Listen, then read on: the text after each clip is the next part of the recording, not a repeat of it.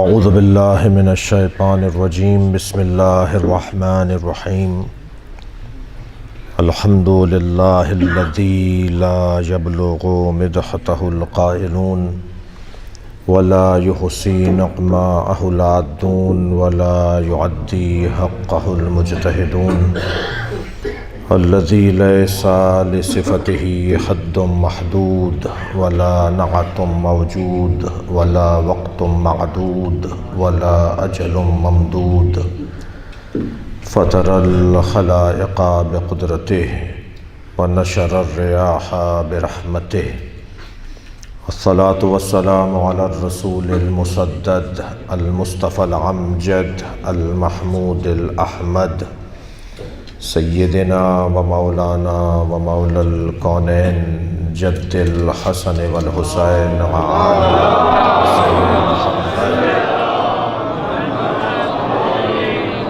وآلہ الطیبین الطاہرین المعصومین الذین قال اللہ انما یرید اللہ لیذہب عنکم الرجس اہل البیت ویطہرکم تطہیرا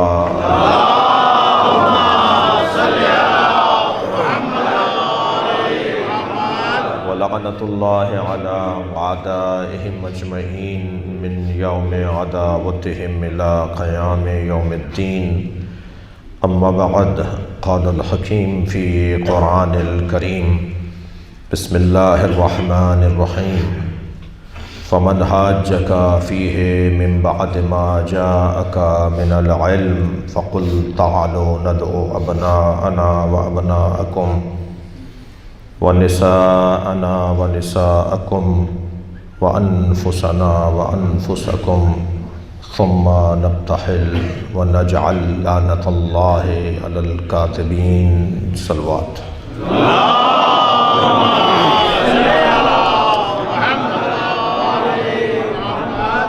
التماس ہے ایک سورہ فاتحہ 3 مرتبہ سورہ اخلاص مرحوم و مغفور سید نثار علی زیدی اور پہلی برسی ہے مرحوم مغفور ڈاکٹر سید اظہار حسین عابدی ابن سید اعجاز حسین عابدی کی رحم اللہ من قرأ الفاتحہ بسم اللہ الرحمن الرحیم الحمدللہ رب العالمین الرحمن الرحیم مالک یوم الدین ایاک نعبد و ایاک نستعین اهدنا الصراط المستقیم صراط الذین انعمت علیہم غیر المغضوب علیہم ولا الضالین بسم اللہ الرحمن الرحیم قل هو اللہ احد اللہ الصمد لم یلد ولم یولد ولم یکن له کفوا احد بسم اللہ الرحمن الرحیم قل هو اللہ احد اللہ الصمد لم یلد ولم یولد ولم یکن له کفوا احد بسم اللہ الرحمن الرحیم قل هو اللہ احد اللہ الصمد لم یلد ولم یولد ولم یکن له کفوا احد اللہم صل علی محمد وعلی محمد صلوات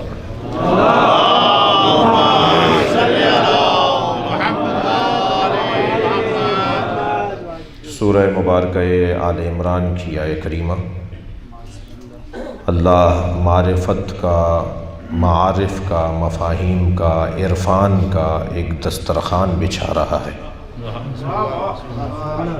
خالق کا کلام قرآن اور مخلوق کا کلام نہج البلاغہ،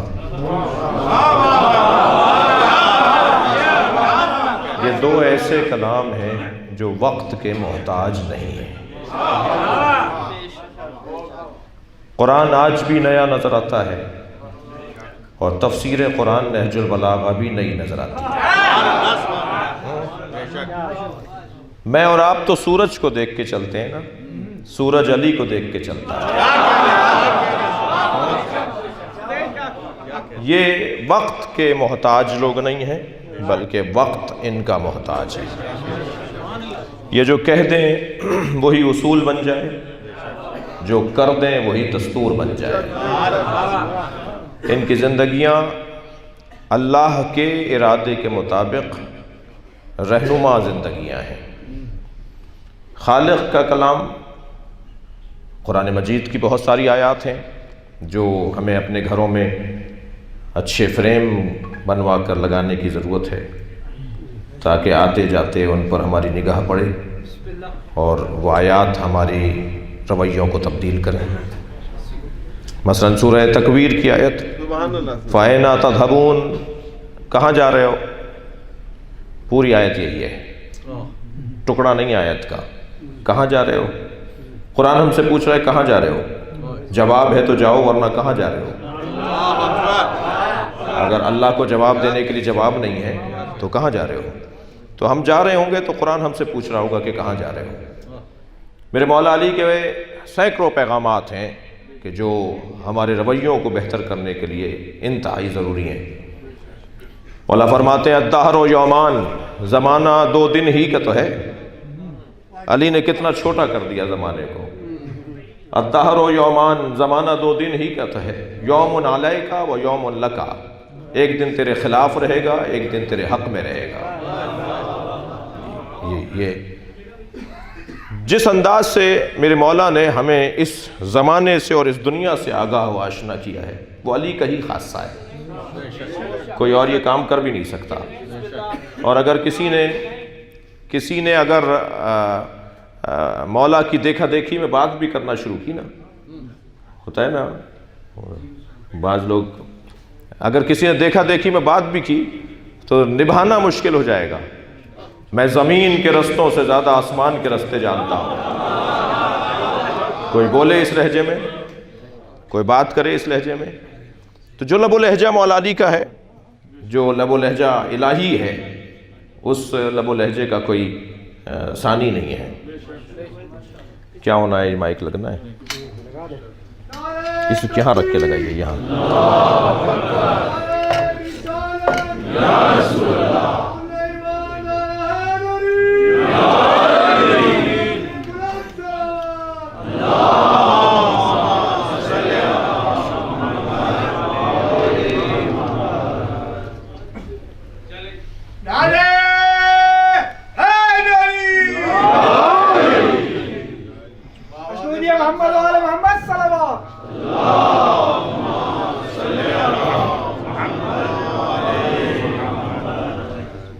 بلندتر صلوات.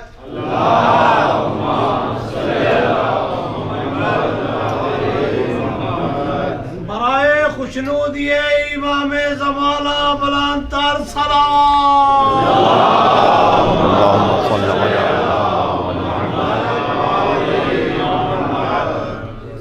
بلندتر صلوات.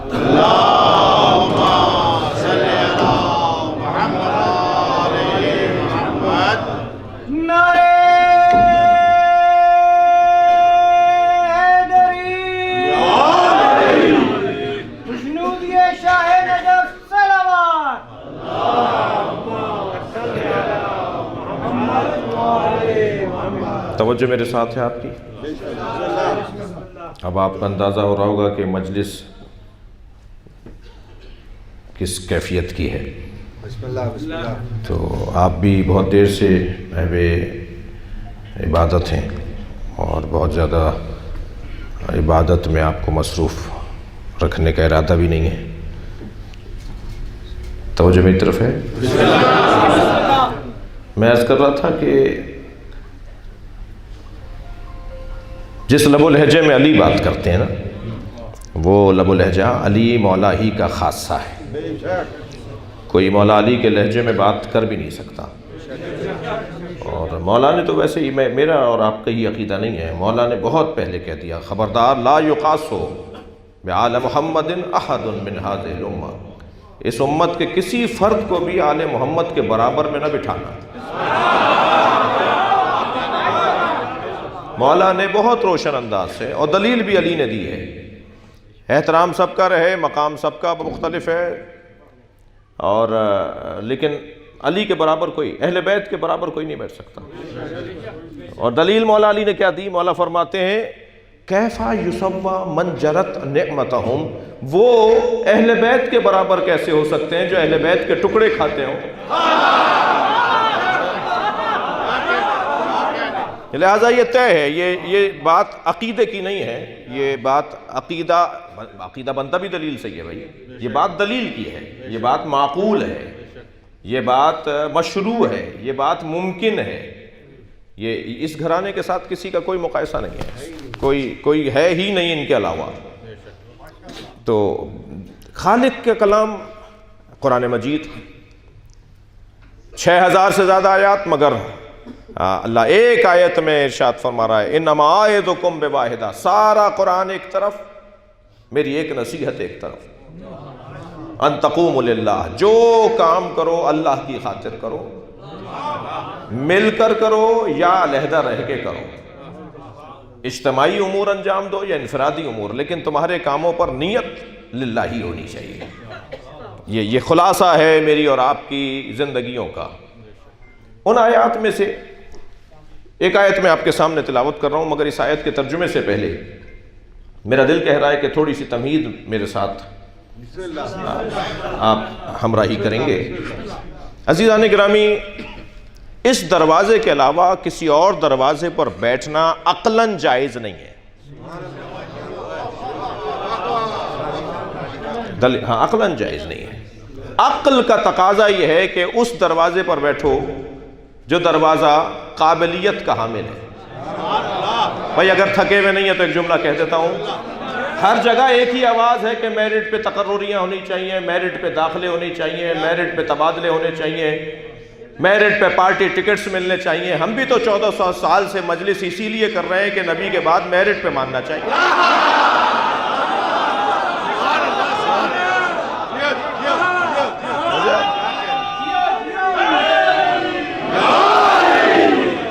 اچھا، آپ بیسٹ ڈاکٹر ڈھونڈتے ہیں، آپ بہتر انجینئر ڈھونڈتے ہیں، آپ بہتر ڈاکٹر ڈھونڈتے ہیں، آپ بہتر عالم ڈھونڈتے ہیں، آپ ہر کام میں بہتری کی طرف ہیں۔ یہ دین اتنا مظلوم کیوں ہے کہ ہر ککڑی بیچنے والا مسئلہ بتاتا ہے؟ دقت فرما رہے ہیں، دقت فرما رہے ہیں۔ تو بات قابلیت اور معیار کے مطابق کرنا یہ عقل کا تقاضا ہے۔ دیکھیں، میں اور آپ ہم سب دنیا میں 5 نقص لے کر آئے۔ ہم جاہل پیدا ہوئے، واللہ اخرجکم من بطون امہاتکم لا تعلمون شیئا، ہم کچھ نہیں جانتے تھے، اللہ نے ہمیں کورا بالکل جاہل پیدا کیا۔ قرآن پڑھ رہا ہوں، ہم جاہل پیدا ہوئے۔ ہم دنیا میں آئے، سخاوت لے کر نہیں آئے، کنجوس پیدا ہوئے۔ اپنے ہی بچے کو ٹافی دے کر واپس مانگ کر دیکھیے، آپ کی دی ہوئی ٹافی واپس نہیں کرے گا، اتنا کنجوس ہے۔ اور ہم بھی ایسے ہی تھے، ہم بھول گئے وہ اور بات ہے، مگر ہم جیسے بنے تھے وہ ایسے بنے تھے۔ اور اگر یہ بچہ سمجھدار ہوا، یہ بچپنے میں بڑا ہوا اور اس نے آپ کی ٹافی واپس لوٹا دی، تو پھر آپ دوسرے دن پوری تھیلی لے کر آتے ہیں۔ یہ دینے والے کا مزاج پرانا ہے، دے کر جب واپس مانگتا ہے اور اگر واپس مل جائے تو 10 برابر کر کے لوٹاتا ہے۔ مگر یہ سمجھداری دینے والے میں تو ہو کہ اگر میں واپس کروں گا تو مجھے یہ کچھ مل جائے گا۔ ہم پیدائشی طور پر کنجوس پیدا ہوئے ہیں، ہم پیدائشی طور پر بزدل پیدا ہوئے ہیں۔ ذرا ڈانٹیے، ذرا اسے گھوریے، ذرا اس کے سامنے کوئی پٹاخہ، کوئی دھماکہ، کوئی آواز، کوئی اونچی آواز میں بات کیجئے اس بچے کے سامنے، رو پڑے گا، ڈرے گا۔ ہم بزدل پیدا ہوئے ہیں، ہم شجاع پیدا نہیں ہوئے۔ پیدائشی طور پر ہم بے غیرت پیدا ہوئے ہیں۔ کھینچ کر اس لیے بولا تاکہ آپ کو برا نہیں لگے۔ ہم غیرت لے کر پیدا نہیں ہوئے۔ برابر کی بچی لے جاتی تھی، خالہ آپ کا بچہ بڑا پیارا لگتا ہے، کھلا لوں کچھ دیر؟ اماں نے نئے کپڑے پہنائے، دودھ پلایا، کھانا وانا کھلایا، جو بھی فیرنی دلیا جو بھی، اور بچی کو دے دیا۔ 2 گھنٹے بعد اماں کو یاد آیا کہ ان کا بچہ برابر میں گیا تھا۔ جب یہ لینے گئی تو معلوم ہوا برابر والی بچی لے گئی تھی، برابر میں گئی تو معلوم ہوا برابر والی بچی لے گئی تھی۔ گیا برابر والے گھر میں تھا، نکلا 8ویں گھر سے۔ جو چاہے گود میں اٹھا لے، جو چاہے پیار کر لے، جو چاہے منہ میں ٹافی دے دے، تو یہ غیرت مند کہاں ہے؟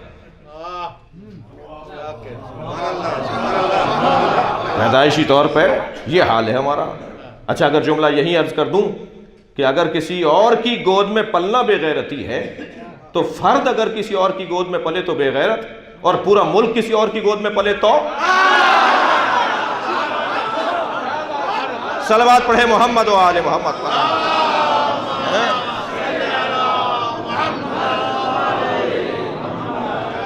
ہم غیرت لے کر نہیں آئے بھائی، ہم پیدائشی طور پر بے غیرت۔ یہ تیسرا نقص، علم لے کر نہیں آئے، شجاعت لے کر نہیں آئے، غیرت لے کر نہیں آئے، ہم پیدائشی طور پر بے عزت پیدا ہوئے ہیں، عزت لے کر نہیں آئے۔ اماں نے جیسے ڈالا ایسے پڑے رہے، مکھی بھن بناتی رہی، جی کپڑے پہنا دیے تو مہربانی اور ایسے ہی چھوڑ دیا تو مہربانی، کوئی عزت لے کر نہیں آئے۔ وہ جو بڑے آدمی بن جاتے ہیں نا، 21ویں گریڈ کا افسر، اور وہ ذرا ٹیڑھا ہو کے چل رہا ہوتا ہے تو اس کے زمانے کے لوگ کہتے ہیں یہ مجھ سے بات کرے گا، میں نے اس کا بچپن دیکھا ہے۔ یہ عزت تھی۔ ہم پیدائشی طور پر عزت لے کر نہیں آئے، غیرت لے کر نہیں آئے، عزت لے کر نہیں آئے، علم لے کر نہیں آئے، شجاعت لے کر نہیں آئے، سخاوت لے کر نہیں آئے۔ تبھی تو اس دروازے پر بیٹھے ہیں کہ یہ پیدائشی طور پر یہ سارے کمالات لے کر آئے ہیں۔ صلوات پڑھ لیں ذرا محمد و آل محمد۔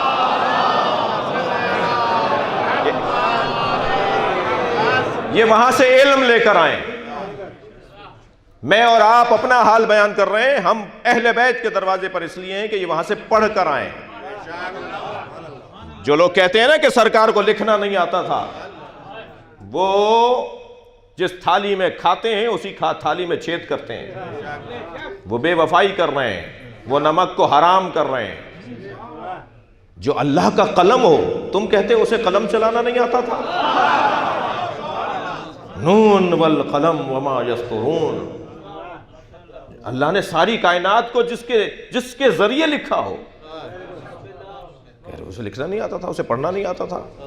جی جس کی حدیثوں کو پڑھ کر میں اور آپ اگر دانشور اور عالم ہو جائیں تو ہم علامہ فہامہ آیت اللہ مجتہد کہلاتے ہیں، اور وہ سرکار کو پڑھنا نہیں آتا تھا، لکھنا نہیں آتا تھا۔ یہ ہم پہ کرم کیا، نبی نے قلم ہاتھ میں نہیں لیا۔ یہ پوری انسانیت پر احسان کیا، سرکار نے قلم ہاتھ میں نہیں لیا۔ سرکار قلم ہاتھ میں اس لیے نہیں لیتے تھے کہ معاذ اللہ لکھنا نہیں آتا تھا۔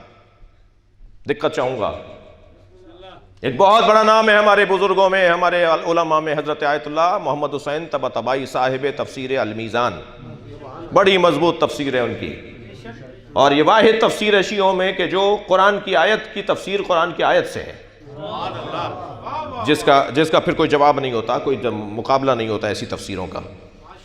وہ ہر کچھ مدت کے بعد اپنے بیٹے سے کہتے تھے بیٹا یہ کچھ کاغذ ہیں، انہیں جا کے کنویں میں پھینکاؤ، اور وہ کنویں میں پھینکاتے تھے۔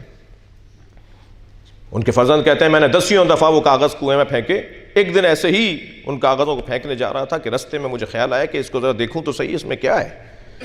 جب انہیں سیدھا کر کے کھول کے دیکھا تو اس میں بہترین نظم تھی، بہترین منقبتیں تھیں، بہترین مثال کے طور پہ غزلیں تھیں، فارسی زبان کی ادبیات کا شاہکار کلام، ہر مصرع بولتا ہوا، ہر نظم بولتی ہوئی، مرصع کلام، مکمل کلام، پختہ کلام۔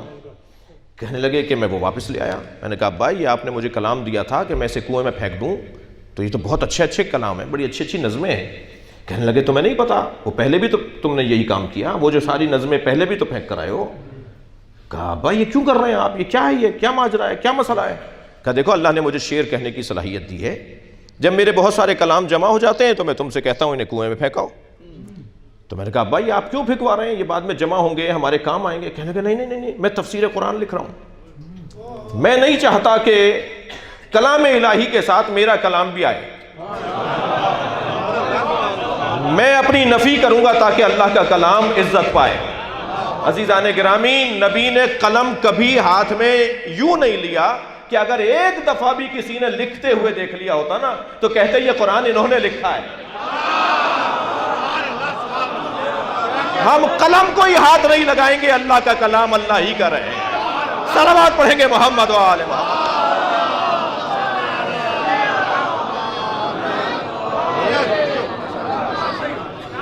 سرکار یہ وہاں سے پڑھ کر آنے والا وہ جسے اللہ نے اپنے علم کا مجسم وجود بنایا ہو۔ توجہ کر رہے ہیں آپ؟ اللہ اپنے علم کو جب کاغذ پر اتارتا ہے تو اسے قرآن نام دیتا ہے، اور اللہ جب اپنے علم کو پیکر میں ڈھالتا ہے تو اسے محمد نام دیتا ہے۔ یہ سرکار دو جہاں علم الہی کا مکمل وجود ہے، لہٰذا یہ وہاں سے پڑھ۔ اچھا یہ تو مولا نبی کی بات، اور مولا نبی کی بات پوری ہی نہیں ہوتی جب تک کہ مولا علی کی بات نہ ہو۔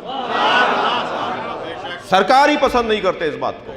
سرکار فرماتے ہیں انا و علی، من نور واحد، میں اور علی ایک نور کے دو ٹکڑے ہیں، ہماری حقیقت ایک ہے، جلوے دو ہیں، وجود محمدیہ اور وجود حیدریہ ایک ہے، میں اور علی ایک نور کے دو ٹکڑے ہیں، جو ٹکڑوں میں تبدیل ہو جائے وہ اللہ نہیں ہوتا، جو جز کا حصہ بن جائے پھر اسے اللہ نہیں کہا جا سکتا، اس لیے کہ اللہ صمد کو کہتے ہیں اور صمد بے نیاز کو کہتے ہیں، اور جز کا محتاج ہوتا ہے وہ صمد نہیں ہوتا۔ یہاں مولا علی وہاں سے پڑھ کر آئے، جب ہر پیغام مولا کی زبان سے ایسا جاری ہوتا تھا کہ لوگ ششدر رہ جاتے تھے، مولا مستقبل کی باتیں فرماتے تھے، آئندہ کی باتیں بتاتے تھے۔ جا رہے ہیں جنگ نہروان پر، جنگ بھی بہت ہی منفرد جنگ ہے، ایک ہی جنگ ہے تاریخ بشریت کے اندر جسے جنگ نہروان کہتے ہیں، وہ کام بھی علی نے کر کے دکھایا ہے۔ تو ایک شخص دوڑتا ہوا ہے، علی نہ جائیے، یہ جنگ آپ کے لیے ناکام رہے گی، آپ اس جنگ میں کامیاب نہیں لوٹیں گے۔ حضرت نے فرمایا تم جانتے ہو کہ میں کامیاب نہیں رہوں گا؟ کہنے لگا ہاں آپ کا ستارہ گردش میں ہے۔ دیکھا آپ نے، کچھ لوگ اپنی حدوں کو نہیں جانتے اور ائمہ کا حساب بھی لگا رہے ہوتے ہیں۔ خبردار میرے بچے اور جوان، یہ جو طوطوں سے فال نکالنے والے بیٹھے ہیں نا، یہ جو جگہ جگہ بورڈ لگائے بیٹھے ہیں، یہ فال نکالنے والے اور تقدیریں بتانے والے، جن کے پاس علم ہو، جن کے پاس عزاخانہ ہو، وہ اپنی تقدیریں کہیں اور کھلوائیں گے۔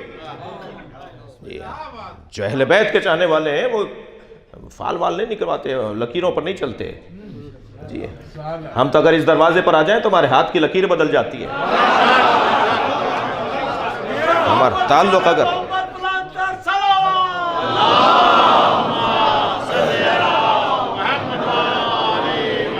لگا آپ کا ستارہ گردش میں، یہ جنگ آپ کامیاب نہیں لڑ پائیں گے، آپ ہار جائیں گے۔ حضرت گھوڑے پر بیٹھ چکے تھے، گھوڑا نہیں گھوڑی تھی، مادہ تھی، اتفاق سے پیٹ سے بھی تھی۔ اتر کے حضرت نے فرمایا تو ستاروں کو جانتا ہے؟ بتا وہ کون سا ستارہ ہے جب حرکت کرتا ہے تو بلیوں پر فلاں کیفیت طاری ہوتی ہے؟ خاموش۔ حضرت نے فرمایا چل یہ بتا دے وہ کون سا ستارہ ہے جب وہ اپنی جگہ سے ہلتا ہے تو اونٹ پر فلاں کیفیت آتی ہے؟ نہیں پتا تھا اسے۔ حضرت نے فرمایا تھا اچھا بتا میری گھوڑی کے سنگ کے نیچے کیا ہے؟ میرے مولا نے فرمایا تو آسمان کی باتیں کر رہا تھا، تجھے زمین کا نہیں پتا؟ پھر میرے مولا نے اپنی گھوڑی کے شکم پہ ہاتھ رکھتے ہوئے فرمایا بتا اس میں نر ہے یا مادہ؟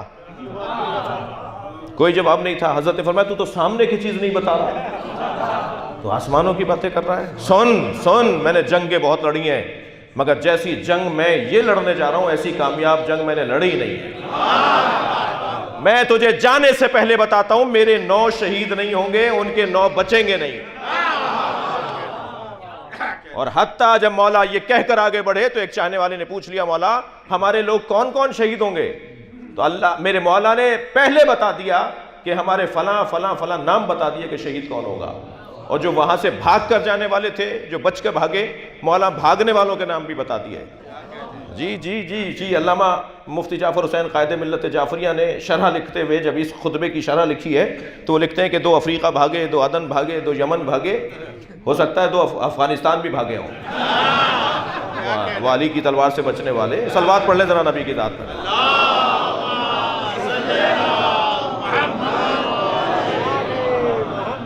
توجہ ہے آپ حضرات کی؟ عزیزان گرامی، اب یہاں یہ علم لے کر آنے والا گھرانہ، یہ وہاں سے غیرت لے کر آنے والا گھرانہ، وہاں سے عزت لے کر آنے والا گھرانہ، وہاں سے سخاوت لے کر آنے والا گھرانہ، جی یہ وہاں سے شجاعت لے کر آیا ہے، جو ماں کی گود میں حیدر کہلائے، جو گہوارے کے اندر کلہ اجدر کو چیر دیتا ہو۔ شجاعت اس کی کس درجے پر ہوگی؟ یہ سب وہاں سے باکمال ہستیاں بھیجی گئی ہیں، تبھی ہم اس دروازے پر بیٹھیں تاکہ ہمارے اندر نقص برطرف ہو اور ہمارے اندر کمالات اور فضائل آنا شروع ہو جائیں۔ ہم اس دروازے پر آنا چاہتے ہیں، جو نہیں آئے ہیں انہیں دعوت دینا چاہتے ہیں، جو آ گئے ہیں انہیں تسلی دینا چاہتے ہیں، یہی اس ممبر کی ذمہ داریاں ہیں۔ ہم ڈھونڈنے نکلے کہ ہمیں کس کے پیچھے چلنا چاہیے، تو ہم نے قرآن کی آیت پڑھنا شروع کی، آیات قرآنی پڑھنا شروع کی، تو ایک آیت ہم نے زیارت کی، اس آیت کی آیت ہمیں نظر آئی، ارشاد ہوا یا ایھا الذین آمنوا اتقوا اللہ حق تقاتہ ولا تموتن الا وانتم مسلمون واعتصموا بحبل اللہ جمیعا ولا تفرقوا۔ اے صاحبان ایمان تقوی پروردگار اختیار کرو اور اللہ کی رسی کو مضبوطی کے ساتھ تھامے رکھو۔ تو رسی ہے کوئی جسے تھامیں گے تو ہم اللہ تک پہنچیں گے، کوئی رسی ہے، اللہ نے رسی بتائی ہے، کوئی رسی ہے۔ ہم سرکار کی خدمت میں گئے، یا رسول اللہ، اللہ کی رسی کیا ہے؟ تو حضرت نے ایک جواب دیا۔ مولا علی سے پوچھا، یا علی اللہ کی رسی کیا ہے؟ تو علی نے ایک اور جواب دیا۔ یہ جوابوں کا مختلف ہونا اختلاف نہیں ہے، وسعت علمی ہے۔ مولا علی سے پوچھا، یا علی اللہ کی رسی کیا ہے؟ فرمایا قرآن۔ مولا نبی سے پوچھا، یا رسول اللہ اللہ کی رسی کیا ہے؟ فرمایا علی۔ رسی کم سے کم 2 ڈوروں کے بٹنے کو کہا جاتا ہے۔ آپ علی اور قرآن کو ملائیں گے تو اللہ کی رسی بنے گی۔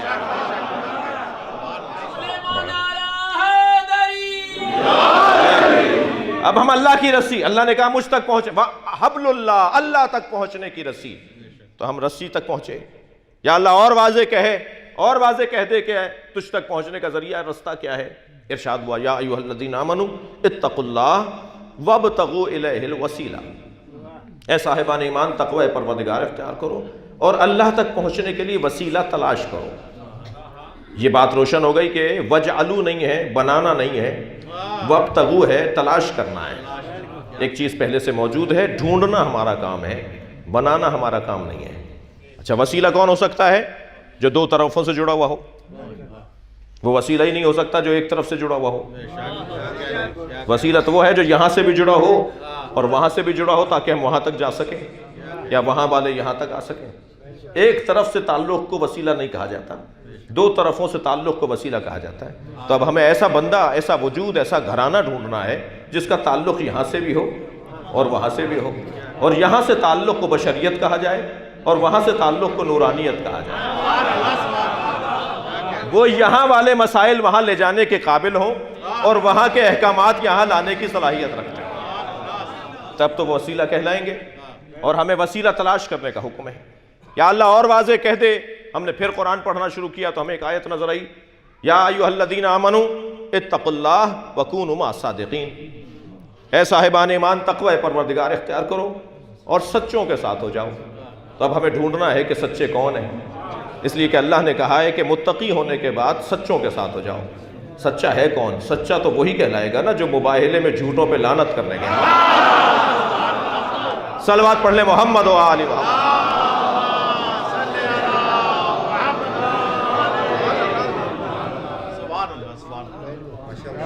دقت فرما رہے ہیں آپ؟ اچھا کچھ ذرا ڈرے ڈرے بیٹھے ہیں وہ لوگ بھی جو نعرہ لگانا جانتے ہیں کہ دیر نہ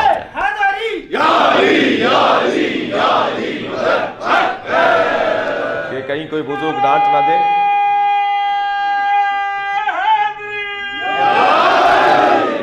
ہماری یہ، میں ایران میں مجلس نہیں پڑھ رہا، میں عراق میں مجلس نہیں پڑھ رہا، پاکستان راولپنڈی میں مجلس پڑھ رہا ہوں۔ ہماری اپنی ثقافت ہے، مجلسوں کا ہمارا اپنا رنگ ہے، ہمارا اپنا رنگ ہے۔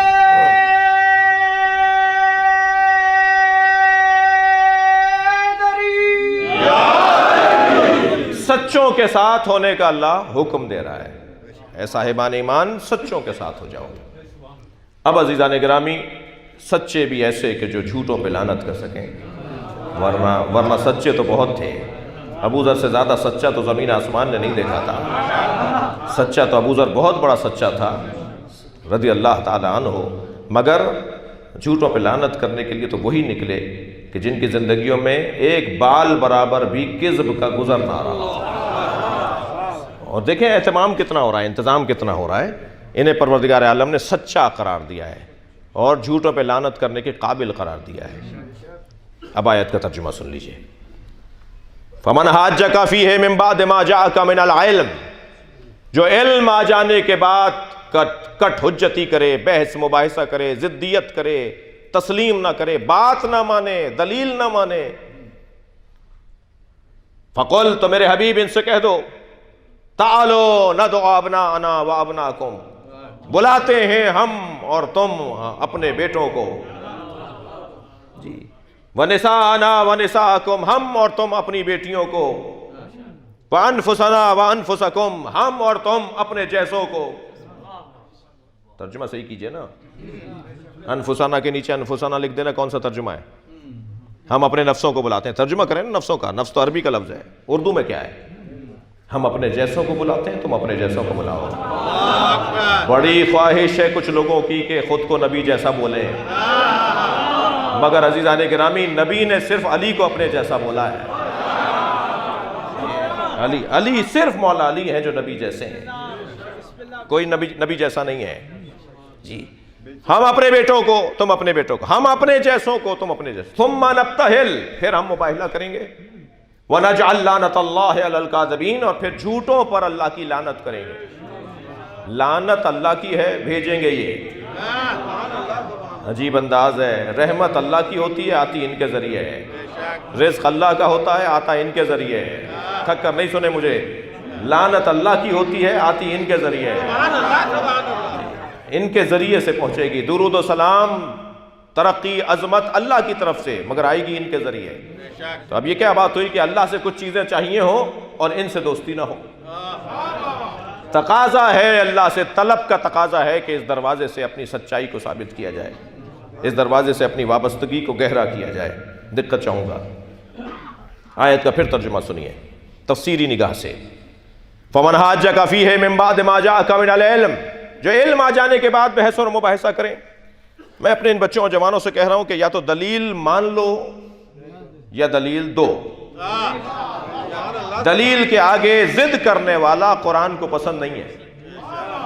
علم آ جانے کے بعد بحث و مباحثہ کرنے والا اللہ کو پسند نہیں ہے. ہاتھو برہانکم ان کنتم صادقین، سچے ہو تو دلیل لاؤ. میں ایک جگہ سے دوسری جگہ فضائی سفر کے اندر تھا. اس جہاز کے اندر پاکستان کے سب سے بڑے مفتی بھی بیٹھے تھے. ہم نے خواہش ظاہر کی کہ ہماری سیٹیں ایک ساتھ کروا دو، اور ہماری جب سیٹیں ایک ساتھ کروا دی گئیں، 2-2.5 گھنٹے کا سفر تھا، تو بڑی لمبی گفتگو رہی، باتیں بڑی تاریخی ہوئیں. ان میں سے ایک جملہ ہم نے ان سے یہ کہا کہ آپ اپنے دوستوں سے کہیں کہ ہمارے خلاف انہوں نے جو اسلحہ اٹھایا ہوا ہے وہ اسلحہ رکھ دیں، اس لیے کہ ہمیں مار کر انہیں کوئی فائدہ ہونے والا ہے نہیں، اور بے وقوفی نہ کریں، اس لیے کہ وہ ہمارے بدن کو مارتے ہیں، ہم ان کے نظریے کو مارتے ہیں. اور ثابت تو یہی ہو رہا ہے کہ وہ ہمیں مار کر مضطرب ہیں اور ہم مر کے مطمئن ہیں. لہٰذا یہ کوئی اچھا کام نہیں ہے. ان سے کہیے کہ وہ اسلحہ رکھ دیں، ہمارے خلاف تلواریں نہ چلائیں، ہمارے خلاف گولیاں نہ چلائیں، ہمارے خلاف قلم چلائیں، کتابیں لکھیں ہمارے خلاف کتابیں لکھیں. اب مجھے نہیں پتا پورے پاکستان میں یہ آپ پارا کا تھانہ ہی کیوں ہے جو FIR کاٹتا ہے. یہ تو اب راول پنڈی والے تو غور کریں. صلوات پڑھیں ذرا محمد و آل محمد پر.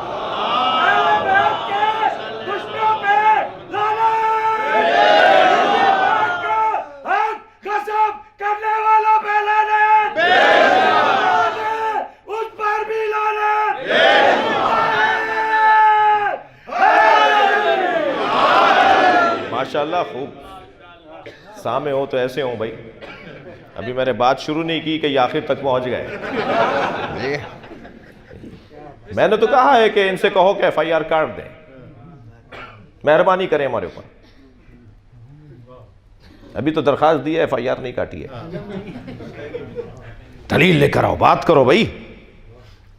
ہم اتحاد، میں نے آج صبح ظہر کی نماز، آج دن میں ظہر کی نماز کراچی ایئرپورٹ پر اہل سنت عالم کے پیچھے پڑھی ہے. ایئرپورٹ پہ جماعت ہو رہی تھی، میں علیحدہ کیوں پڑھوں؟ جب میں مکے میں پیچھے پڑھتا ہوں، میں مدینے میں پیچھے پڑھتا ہوں، جی میں یہاں کیوں اس کے پیچھے نہیں پڑھوں؟ میں پڑھوں گا. ہمارے تمام فقہا کی اجازت ہے. آیت اللہ سیستانی زیادہ فرماتے ہیں قرأت اپنی کرو، خامنائی تو یہ کہتے ہیں قرأت کی بھی ضرورت نہیں، ان کے پیچھے پڑھو.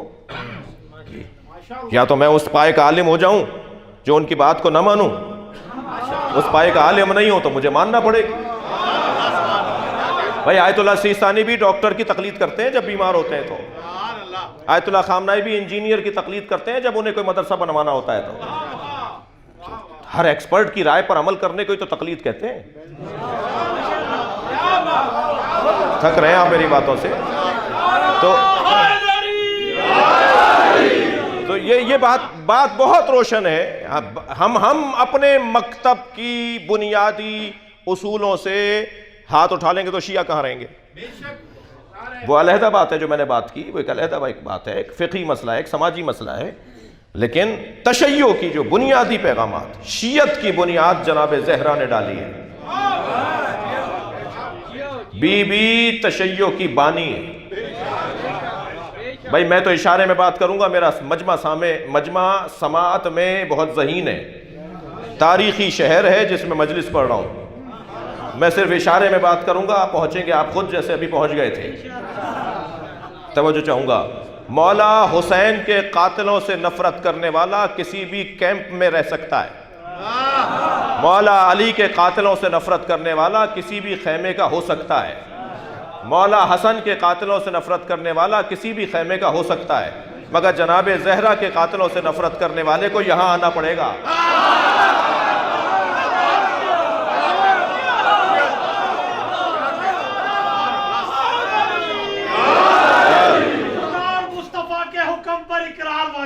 ماشاءاللہ. خدا اور مصطفیٰ کے حکم پر اقرار واجب ہو، نبی زادی کے ہر دشمن کا بھی انکار واجب ہو. کسی فتوی یا ترمیم سے ہم ڈرتے نہیں. شوکت شریعت بس وہی ہے جس میں علی کا پیار واجب ہو. بے بہادر توجہ کر لیا آپ نے. ہاں دلیل لے کر آؤ. میں نے ان سے کہا جی ہمارے خلاف کتاب لکھیں، ہمارے خلاف قلم چلائیں. تو مفتی صاحب فرمانے لگے بڑے جگر کی بات ہے، بڑے حوصلے کی بات ہے، بڑے ہمت کی بات آپ نے کی ہے کہ آپ اپنے دشمنوں مخالفوں کو اپنے خلاف بول رہے ہیں کہ ہمارے خلاف کتابیں لکھو. میں نے کہا مفتی صاحب سوال کا ہونا عیب نہیں ہے، جواب کا نہ ہونا عیب ہے. آپ فوراً بٹھائیے، آپ کتاب لکھیے. اور الحمدللہ اس وقت جو پریشانی ایک طبقے کو لاحق ہے وہ یہی پریشانی لاحق ہے جی. 100 سونار کی 1 لوہار کی. آپ 50 کتابیں لکھیں گے، ہم ایک ہی کتاب کے اندر بی بی کا دروازہ بتا دیں گے آپ کو. تو دلیل سے بات ہونی چاہیے. اور کٹ حجتی کرنے والے کو اللہ پسند نہیں کرتا. بحث و مباحثہ وہ کرے. میں سنی علماء کے احترام کا بھی قائل ہوں. آپ کو اختلاف مجھ سے ہو سکتا ہے، اس وقت مجلس میں پڑھ رہا ہوں، جب آپ پڑھیں تو جواب دے دیجئے گا.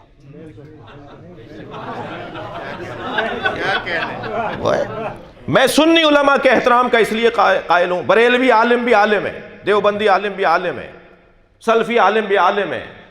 علماء کا احترام اس لیے کیجئے کہ قرآن نے جاہلوں سے بات کرنے کو منع کیا ہے. اگر عالم معاشرے میں نہیں ہوگا تو بات کس سے ہوگی جی.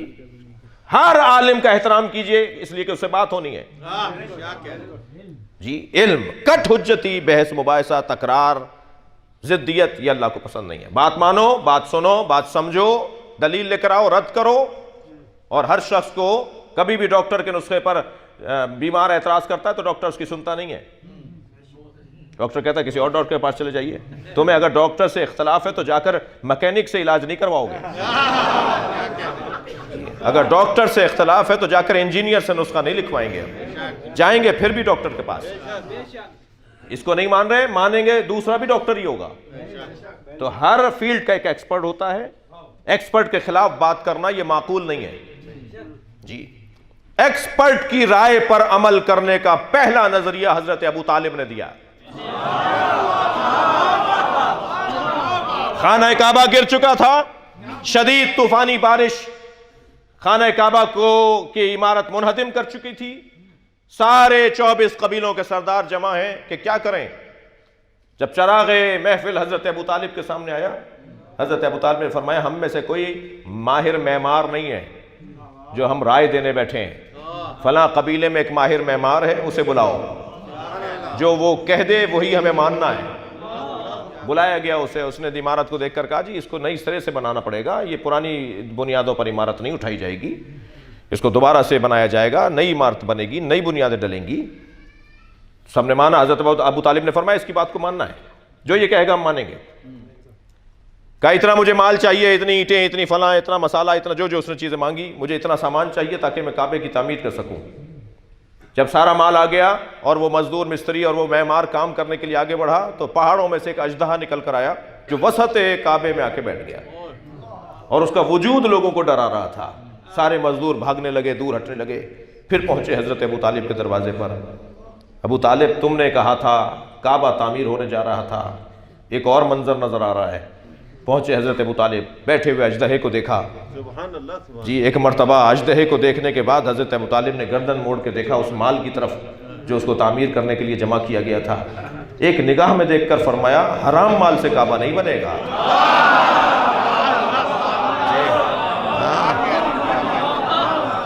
سب گردنیں لٹک گئیں. یہ صرف آج کے وڈیروں اور چودھریوں کا انداز نہیں ہے کہ جس کی جو چیز اچھی لگی اٹھوا لی. یہ پہلے زمانے کے لوگ ہیں, مزاج کی بات ہے, افراد کی بات نہیں ہے. سب کی گردنیں جھکی ہوئی تھی. حضرت ابو طالب نے فرمایا حلال مال جمع کرو. چند دن لگے حلال مال جمع کرنے میں. جب حلال مال جمع ہو گیا پھر حضرت ابو طالب نے دونوں ہاتھوں کو بلند کر کے کہا یا اللہ تیرا گھر بنانا چاہتے ہیں, ہماری مدد کر. تو آسمان سے ایک پرندہ نازل ہوا, اژدہے کو پنجوں میں اٹھا کر لے گیا. حضرت ابو طالب نے فوراً سجدے میں سر رکھ دیا. لوگ ابو طالب کا کلمہ ڈھونڈتے ہیں, کلمہ ابو طالب کو ڈھونڈتا ہے.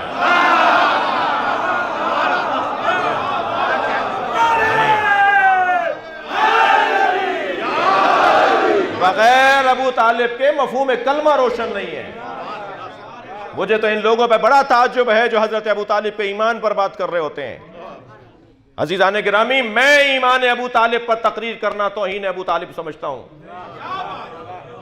ایمان ابو طالب پر تقریر نہیں ہونی چاہیے, عظمت ابو طالب پر بات ہونی چاہیے. جب محشر میں آئیں گے حضرت ابو طالب تو بادشاہوں کی طرح آمد ہوگی اور انبیاء کی صف میں کھڑے کیے جائیں گے. یہ مولا علی کا فرمان اتنا سنائیے ان لوگوں کو, اتنا سنائیے جو کلمہ ڈھونڈ رہے ہوتے ہیں, انہیں بتائیے کہ ہم تو ابو طالب کو وصی خدا مانتے ہیں, حجت خدا مانتے ہیں, جی وصی انبیاء مانتے ہیں. حضرت ابو طالب کا مقام کوئی معمولی مقام نہیں ہے.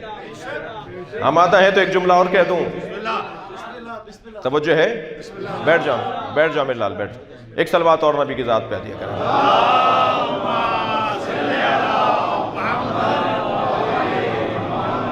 عزیزان گرامی, بحث بڑی عجیب موڑ پر آ گئی ہے, مگر میرا دل کر رہا ہے کہ ایک حضرت ابو طالب کو خوش کرنے کے لیے, ابو طالب کو خوش کریں گے نا تو ان کے بچے بھی خوش ہو جائیں گے.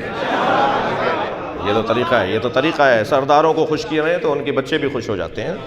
تو حضرت ابو طالب اگر راضی ہو گئے تو مولا علی بھی راضی ہو جائیں گے, اور پھر پوتے بھی راضی ہو جائیں گے, پڑ پوتے بھی راضی ہو جائیں گے, اور 11واں پوتا امام مہدی بھی راضی ہو جائے گا. جی ہاں, جی ہاں.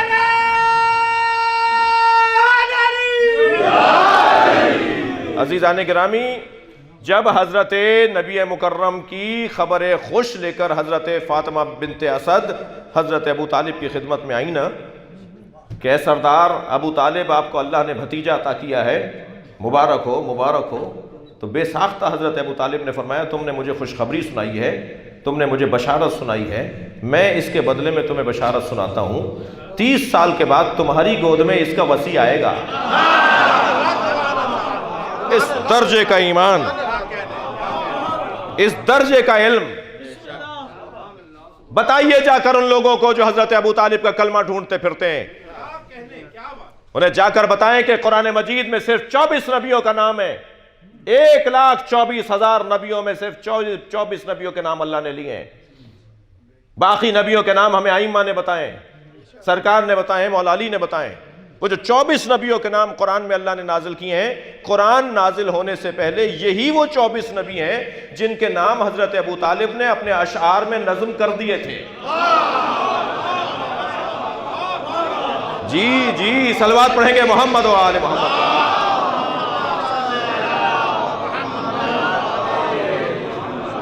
کٹ حجتی اللہ کو پسند نہیں ہے. خامہ خواہ کا بحث مباحثہ اور تکرار اللہ کو پسند نہیں ہے. آگے بات بڑھ رہی ہے, جب بحث مباحثہ کرنے پر آ جائیں اور دلیل نہ مانے تو پھر کہہ دیجئے کہ اب ہم مباحثہ کریں گے. جب دلیل سے کوئی بات نہ مانے تو غیب سے مدد مانگی جاتی ہے, اور غیب سے مدد مانگنے کی صلاحیت جس میں ہو اسے متقی کہا جاتا ہے. جو اللہ سے قرب رکھتا ہوگا وہی غیب سے مدد مانگ سکتا ہے, وہی وہاں سے پیغام لے سکتا ہے, وہ وہیں سے غیبی مدد لے سکتا ہے. تبھی تو ہم اور آپ جاتے ہیں اللہ کے خاص بندوں کے پاس، اولیاء الہی کے پاس، متقی پرہیزگاروں کے پاس، جن کی نمازیں قضا نہیں ہیں، جن کی عبادتیں پوری ہیں، جن کے روزے قضا نہیں ہیں، جو قرآن کے قاری اور حافظ ہیں، جو گناہ نہیں کرتے، مقدس لوگوں کے پاس ہم جاتے ہیں نا دعا کروانے کے لیے۔ ہماری بڑی بوڑھیاں، ہماری بوائیں، ہماری بزرگ خواتین کہتی تھی جاؤ فلاں مولانا سے دعا دما کروا کے آؤ، فلاں گلی کے اندر ایک بزرگ رہتے ہیں ان سے جا کے دعا کروا کر آؤ۔ کیوں ان لوگوں سے ہم دعا کرواتے ہیں؟ اس لیے کہ یہ اللہ کا قرب رکھتے ہیں، اور جو اللہ کا قرب رکھتا ہے وہی اللہ سے غیب کی مدد لے سکتا ہے۔ اللہ سے مدد وہ لے گا۔ بہت سے لوگ کہتے ہیں ہمیں ڈائریکٹ اللہ سے بات کرنی چاہیے، ہم اللہ سے خود بات کریں گے، ہمیں کسی وسیلے کی ضرورت نہیں ہے۔ تو جب کوئی ایسی آواز میرے کان میں آتی ہے تو میں پہلا جملہ تو یہ کہتا ہوں کہ اس کو دیکھو تو صحیح، یہ ہے کون؟ اس نے اپنا قد دیکھا ہے؟ اس نے اپنا چہرہ آئینے میں دیکھا ہے؟ اس کی حیثیت ہے کہ ڈائریکٹ اللہ سے بات کرے؟ ڈائریکٹ اللہ سے بات کرنے کا دعویٰ یا محمد کریں یا علی کریں؟ اہل تقویٰ کو حق ہے کہ وہ اللہ سے بات کریں۔ جو حال خراب ہے اور کہتے ہیں جی اللہ سے بات کریں گے جی۔ غیب سے مدد وہ لیتا ہے کہ جو اللہ سے جڑا ہوا ہو، جس کا تعلق اللہ سے ہو۔ کہنے جی یا علی مدد کہنا بدعت ہے۔ اچھا بولتے ہمیں، تشریح آپ کریں گے؟ میں یا علی مدد بولتا ہوں نا، تو شرح بھی میں کروں گا، جواب بھی میں دوں گا، سمجھاؤں گا بھی میں کہ میں مولا علی سے مدد کیوں مانگتا ہوں۔ جو مدد مانگتا ہی نہیں ہے وہ کیسے شرح کر رہا ہے؟ کالے کپڑے میں پہنتا ہوں، دلیلیں آپ دیں گے کہ نہیں کالے کپڑے پہننا بدعت ہے، تو مجھ سے پوچھئے نا، میں پہن رہا ہوں نا۔ شیعوں کے 40 پاروں کا قرآن ہے، 10 پارے فلاں کی بکری کھا گئی، بکری تمہاری ہے، جواب ہم دیں؟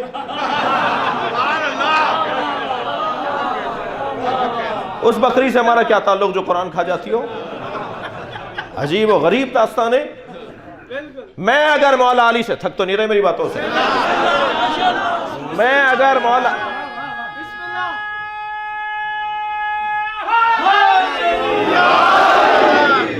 مولا علی سے مدد مانگتا ہوں تو دلیل بھی میں دوں گا۔ آپ کا یہ حق تو بنتا ہے کہ آپ مجھ سے پوچھیں کہ مولا سے آپ مدد کیوں مانگتے ہیں جی۔ ابھی پچھلے سال پھر وہی پارا تھانہ یاد آ رہا ہے مجھے۔ وہ کراچی کے ایک ٹی وی چینل کے اوپر ایک مولانا نے کہا کہ مولا علی تمام انبیاء سے افضل نبی، ہمارے نبی کے بعد، ہمارے نبی کے علاوہ، سرکار خاتم کے علاوہ مولا علی تمام انبیاء سے افضل تھے۔ تو کہا جی توہین انبیاء ہو گئی ہے اور ان پر توہین انبیاء کا پرچہ کٹے گا۔ یہاں جمع کروایا آپ کے یہاں، اور ہم نے تو کہا کہ ان کو پرچہ کریں، اور پھر وہاں اس وقت میں ہم نے جو جواب دیا تھا وہ بہت زیادہ پھیلا تھا سوشل میڈیا کے اوپر۔ میں نے مولانا سے کہا جا کے بولیے کہ صرف فتوے آپ ہی نہیں دیتے، کوئی اور بھی فتویٰ دینا جانتا ہے۔ یہ کیا بات ہوئی؟ یہ کہنا کہ مولا علی تمام انبیاء سے افضل ہیں، اس میں کہاں توہین انبیاء ہے؟ حضرت عیسیٰ مولا علی کے پوتے کے پیچھے نماز پڑھیں گے، اس میں حضرت عیسیٰ کی توہین ہے؟ پہلے تو یہ سمجھاؤ کہ توہین کیسے ہے جی۔ حضرت عیسیٰ اگر پیچھے نماز پڑھ رہے تو توہین کہاں ہے؟ افضل ہونا مفضول کی توہین نہیں ہے۔ پہلے تو میں انہی کی زبان میں بات کروں نا، افضل ہونے سے مفضول کی توہین لازم نہیں آتی۔ کسی کو افضل کہوں گا تو جو مفضول ہو جائے گا وہ توہین ہے، یہ کیا بات ہوئی؟ اور اگر یہی قاعدہ قانون ہے کہ افضل کہنے سے توہین ثابت ہو رہی ہے تو صرف آپ ہی فتویٰ نہیں دیتے، پھر پاکستان کے آئین میں توہین اہل بیت کا قانون بھی ہے۔ اگر مولا علی کو انبیاء سے افضل کہنا توہین انبیاء ہے تو حضرت ابو بکر کو مولا علی سے افضل کہنا یہ اہل بیت کی توہین ہے۔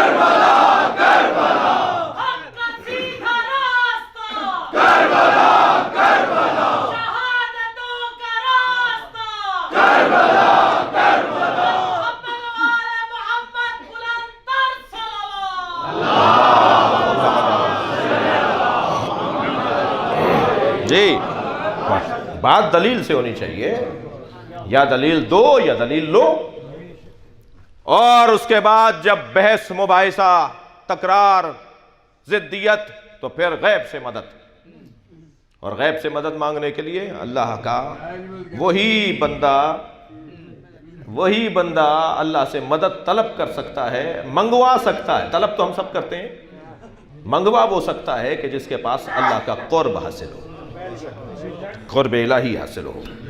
جی یا علی مدد میں بولتا ہوں، چاہ رہے ہیں کہ میں ایک دلیل دے دوں. یا علی مدد میں بولتا ہوں، یعنی ہم بولتے ہیں، آپ بولتے ہیں، ہم سب بولتے ہیں، اور جو نہیں بولتے انہیں بلوانا بھی جانتے ہیں. میں مکے میں حرم الہی سے اپنے ہوٹل کی طرف جا رہا تھا حضور، تو دو مصری برابر سے گزرے. اسی حلیے میں رہتا ہوں، اہل بیت کے مکتب کا نوکر ہوں، آپ سب کا نوکر ہوں، آپ سب کا نوکر ہوں. اور کوئی اتنی موٹی کتاب تیار ہو جائے گی جو سفروں میں، ملاقاتوں میں گفتگو ہوئی ہے نا، جو کوئی نہ کوئی برابر میں تو ضرور بیٹھتا ہے. جی کھڑا ہوتا ہے، بیٹھتا ہے، چلتا پھرتا ایئرپورٹس پر. تو وہ کہتے ہیں آپ شیعہ مولوی ہیں، آپ سے سوال کر لوں؟ تو میں پہلا جواب تو یہ دیتا ہوں کہ میں پہن کے اس لیے پھر رہا ہوں کہ آپ سوال کر لیں. ہمارے بارے میں خود سے فیصلے کرتے ہیں، ہم سے نہیں پوچھتے. ہم سے پوچھئے نا، ہم یہ کیوں کرتے ہیں، وہ کیوں کرتے ہیں. اللہ کا کام بھی بڑا نرالا ہے. جو نظر و نیاز کو نہیں مانتے نا، وہ مکے سے زمزم لا کے ضرور بانٹتے ہیں. اللہ خوب جانتا ہے منوانا. جو قبروں پہ جانا بدعت بولتے ہیں نا، وہ کعبے کے ساتھ حتیم کا طواف بھی کرتے ہیں. حتیم کعبہ نہیں ہے، مگر اس کا طواف واجب ہے. جی حتیم کیا ہے؟ حضرت ابراہیم، حضرت اسماعیل اور حضرت حاجرہ کی قبریں ہیں. قبریں نہ مانو، میں طواف کرواؤں گا. اللہ کا کام دیکھیے، اللہ کے کام بڑے نرالے ہیں. اللہ کا طریقہ بڑا منفرد ہے. خانہ کعبہ کو گرانے کے لیے ہاتھیوں کا لشکر آیا تھا. ہاتھیوں کے مقابل اگر اللہ نے ہاتھی بھیجے ہوتے تو ہاتھیوں کی طاقت کو تسلیم کر لیا ہوتا. اللہ نے ہاتھیوں کے مقابل ہاتھی نہیں بھیجے، ابابیل کا لشکر. چھوٹا سا پرندہ میری اور آپ کی مٹھی میں آ جائے، چونچ کتنی بڑی ہوگی، کنکر کتنا بڑا ہوگا، ہاتھی کی کھال کتنی موٹی ہے. اتنے کنکر مارے کہ ہاتھی زخمی ہو کر سواروں کو گرانے لگے. اور قرآن نے پکار کے کہا وَأَرْسَلَ عَلَيْهِمْ طَيْرًا أَبَابِيلَ، ہم نے اصحاب فیل پر ایک طیر، ایک پرندہ بھیجا جس کا نام ابابیل ہے. جتنے کنکر پھینکے کوئی خطا نہیں جا رہا تھا، اس لیے کہ بھیجا ہوا پرندہ ہے. بھیجا ہوا جانور بھی ہو تو غلطی نہیں کرتا.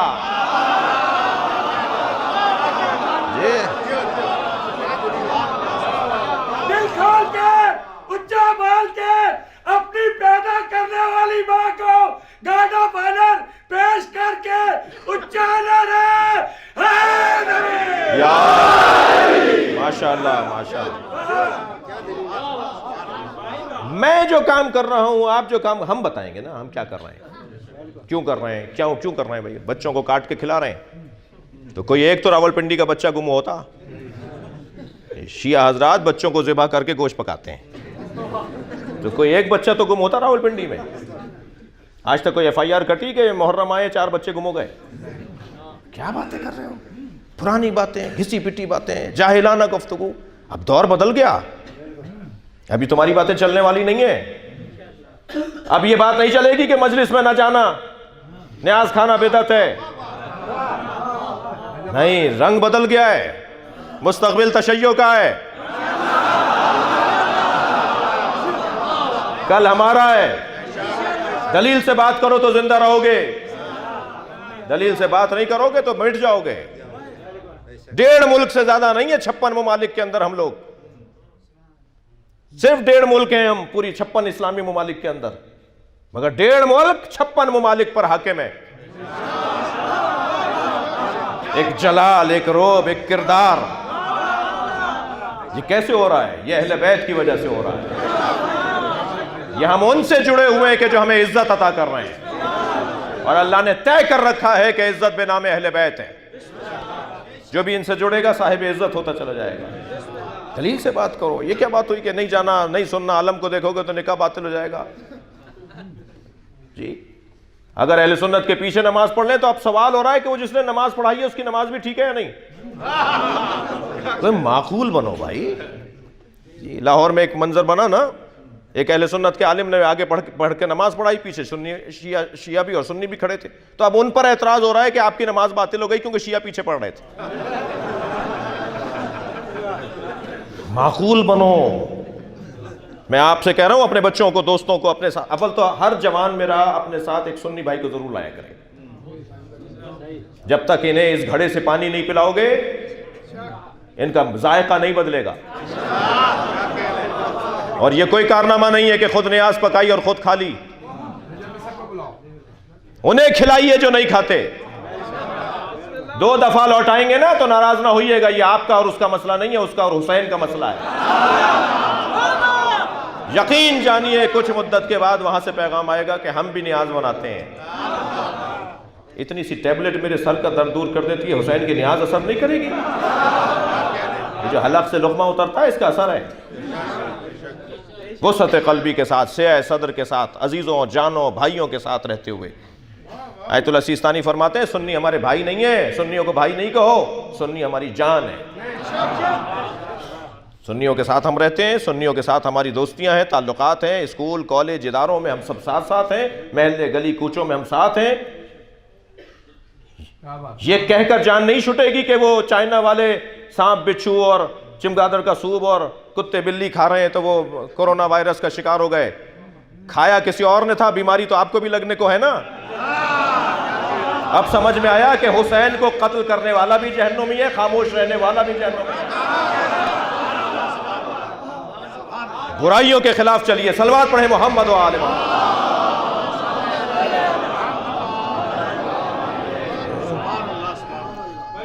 جی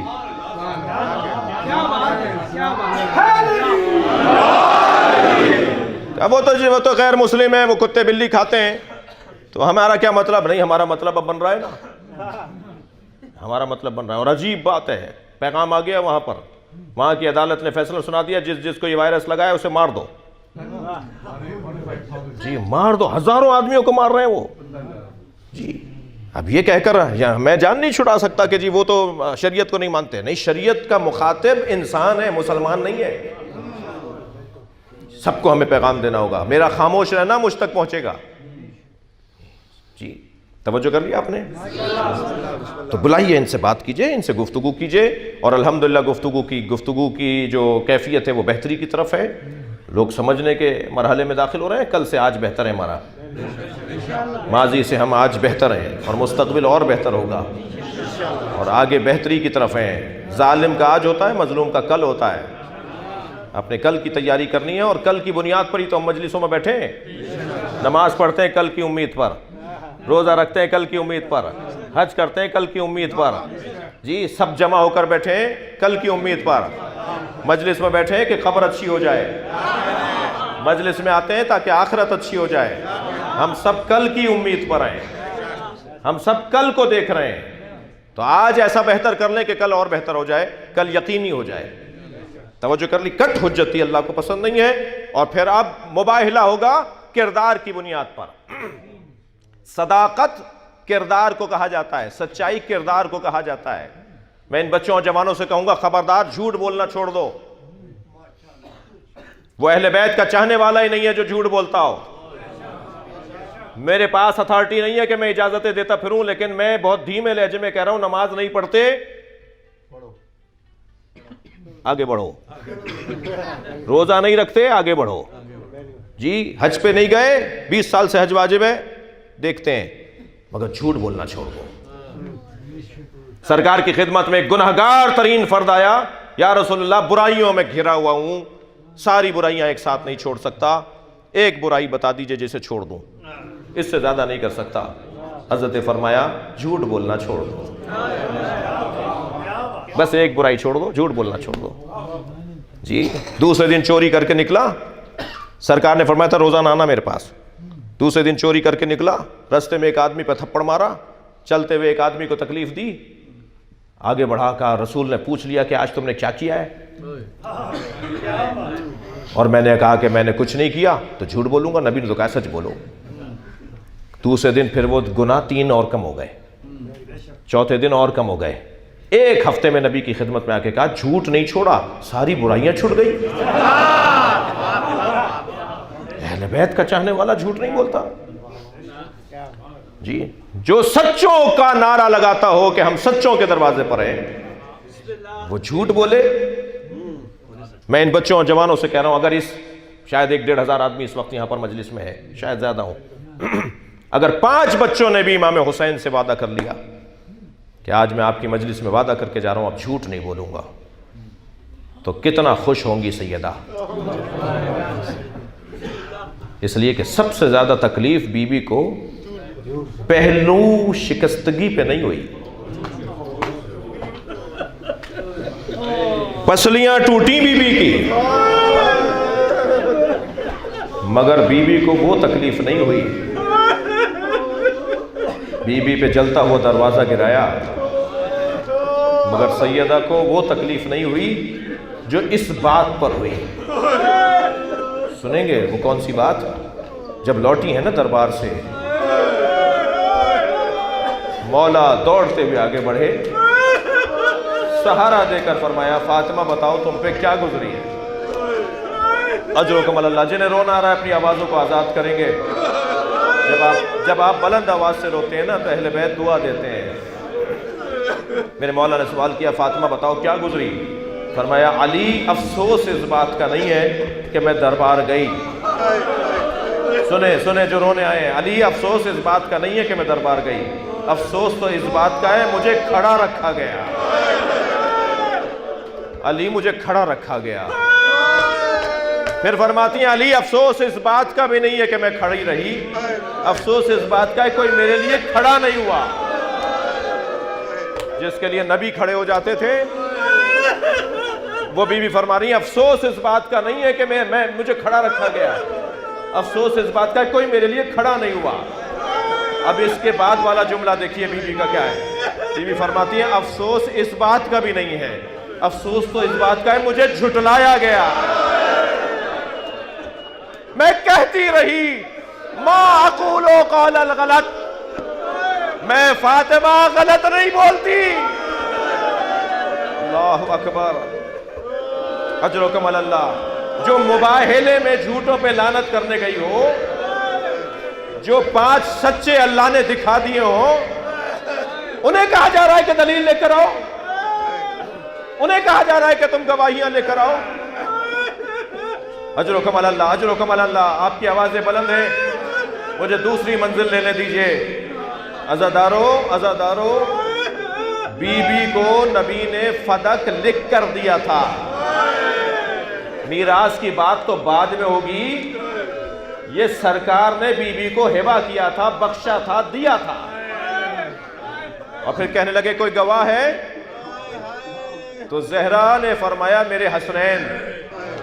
कहने लगे माँ के हक में बच्चों की गवाही कबूल नहीं है।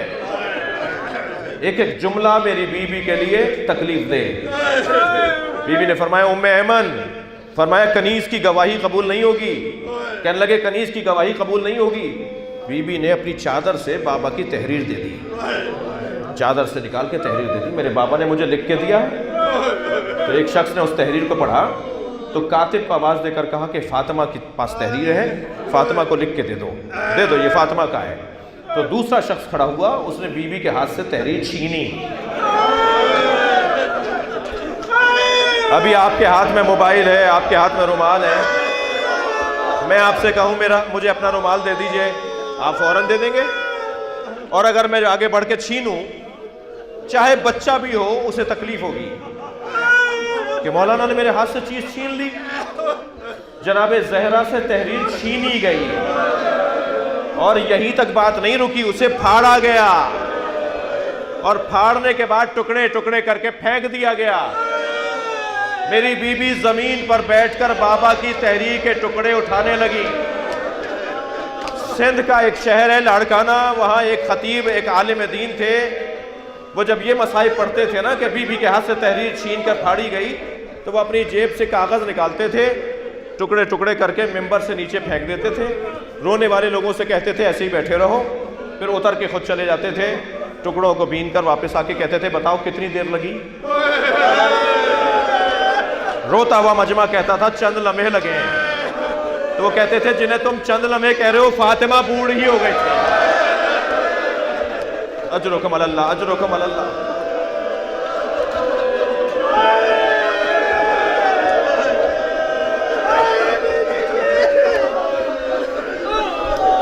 ڈاکٹر طاہر القادری کہہ رہے ہیں کہ شیعہ علماء جھوٹ بولتے ہیں، شیعہ ذاکرین جھوٹ بولتے ہیں، شیعہ علماء و ذاکرین ممبر پہ بیٹھ کے جھوٹی روایتیں سناتے ہیں، لوگوں کو رلاتے ہیں۔ کوئی بی بی پہ ظلم نہیں ہوا۔ ہم نے 40 سنی عالموں کی کتابیں کھول کھول کے دکھائیں۔ سوشل میڈیا پہ 32 منٹ کا کلپ ہمارا موجود ہے، جا کے سرچ کر لیجئے، ان بچوں کو نظر آ جائے گا۔ 40 کتابیں کھول کھول کے دکھائیں۔ یہ آپ کی کتابیں، ہماری نہیں ہیں، یہ آپ کی کتابیں ہماری نہیں ہیں۔ 40 علماء اہل سنت، معتبر بزرگ علماء کی کتابیں، اس کو اسکین کر کے چھاپ بھی دیا ہم نے کتاب کی شکل میں۔ اب تک 20 لوگ شیعہ ہو چکے ہیں اس کتاب کی وجہ سے۔ وہ اپنے عالم کے پاس لے کر جاتے ہیں، یہ 40 کتابیں ہماری ہیں یا نہیں؟ وہ کہتے ہیں کسی شیعہ نے دی ہیں، نکل جاؤ یہاں سے۔ وہ کہتے ہیں دلیل دیجئے مولانا، نکالنے سے میں یہاں رہوں گا نہیں۔ جب آپ مجھے نکالیں گے نا اپنی بیٹھک سے، اپنے مدرسے سے، تو میں پھر کہیں اور جاؤں گا۔ یا تو جواب دیجئے ان 40 کتابوں کا۔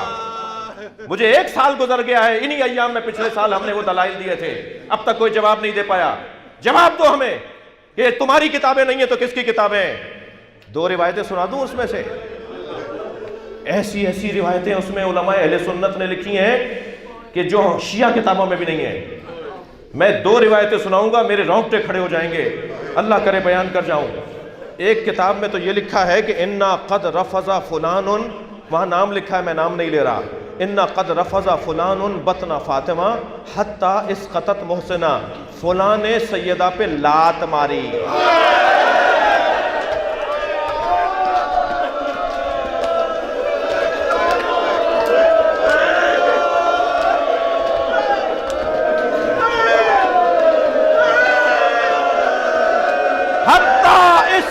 محسنہ، جس کی وجہ سے محسن شہید ہو گیا۔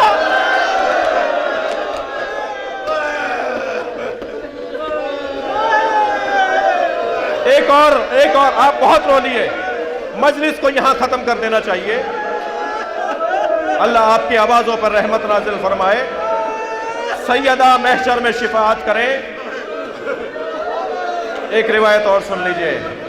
ایک سنی عالم دین جناب علامہ الجوینی فرائض السمتین میں عجیب روایت لکھ رہے ہیں، وہ کہتے ہیں 5 سال کی زہرا نبی کے سامنے سے گزری، کم سن بی بی نبی کے سامنے سے گزری، نبی نے زہرا کو دیکھا، رونا شروع ہو گئے۔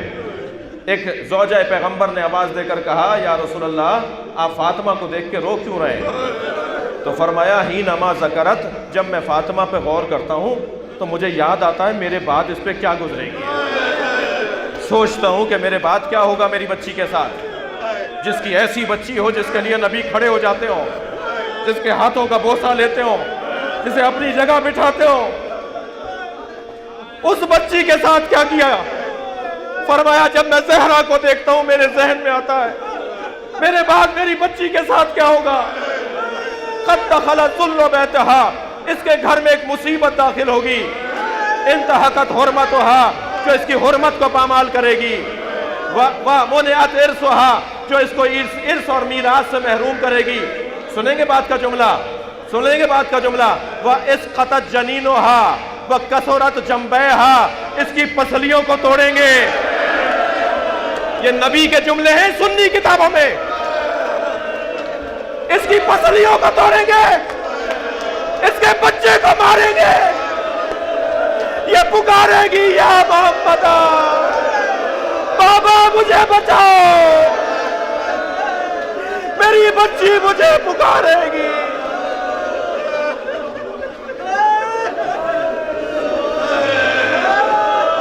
کوئی میری بچی کی مدد نہیں کرے۔ الا لعنت اللہ علی قوم الظالمین۔